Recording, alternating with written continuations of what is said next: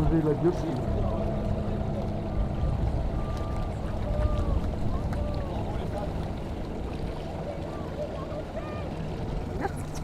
Ah ouais.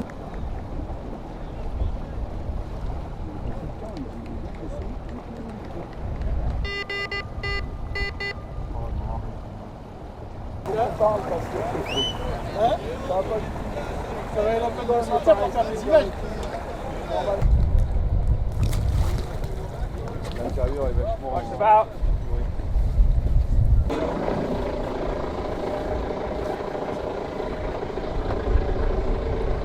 Yeah. Nice to meet you. Nice to meet you. Yes, fine. Good. Enjoy it? Yes.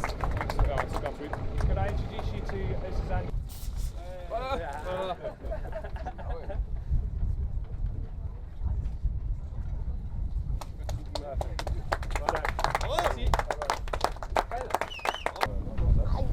Ça va pas, non?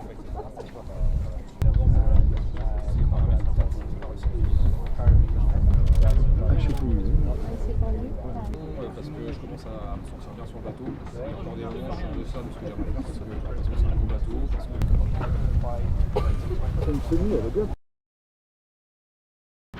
Alors cette transat, je suis très content. Elle a rempli ses objectifs dans la mesure où j'ai continué à m'aguerrir en vue du Vendée Globe. Je me sens vraiment mieux que jamais sur ce bateau. Voilà, on ne fait qu'un, ça y est, j'ai vraiment senti qu'on s'adoptait l'un l'autre. Je me sens vraiment bien dessus.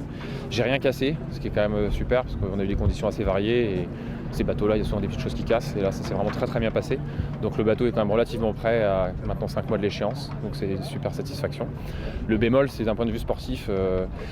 C'est vrai que j'aimerais être un cran au-dessus, pouvoir attaquer dans les moments clés, pouvoir garder la toile quand le vent monte. Et pour l'instant, je suis encore très prudent parce que c'est des gros bateaux, parce que le pas est important à franchir quand on vient de la classe 40 notamment, ou qu'on n'a jamais fait d'IMOCA.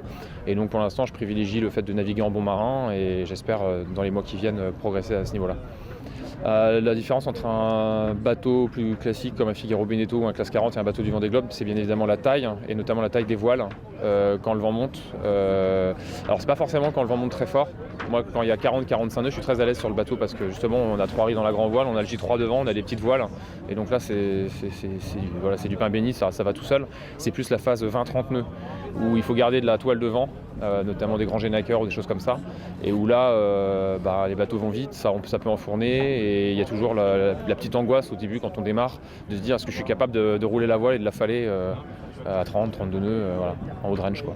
Ouais, je prends la mesure de ce qui m'attend dans la mesure où je m'y prépare depuis longtemps, j'en rêve depuis longtemps de ce Vendée Globe, et bien évidemment j'ai encore du travail à accomplir pour être prêt pour le jour J, mais je pense que j'ai une démarche assez carrée au niveau de ma préparation, en m'entourant de bonnes personnes au niveau du bateau, en achetant le bon bateau aussi, et plus que jamais je pense que j'y arriverai.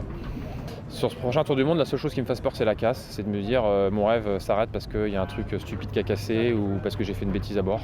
Pour le reste, j'ai pas d'angoisse particulière. J'en ai tellement envie depuis tellement longtemps que voilà, j'y vais. Alors j'y vais pas les yeux fermés comme un fou. J'y vais vraiment en ayant vraiment pris conscience de ce qui m'attendait. Et voilà, je suis habité par une envie dévorante de Grand Sud et de Vendée Globe. J'ai fait 2 transats Jacques Vabre et en fait à chaque fois je visualise ce moment où je dépasse en fait le Brésil et où là c'est le saut dans l'inconnu parce que maintenant le Brésil je connais, j'y suis allé 2 fois, mais après le Brésil je connais pas et à chaque fois j'imagine ça y est, le Brésil est derrière moi, je vais vers le sud et j'ai cette espèce de petite poussée d'adrénaline à chaque fois que j'y pense et je me dis je vais le vivre, ça va être énorme.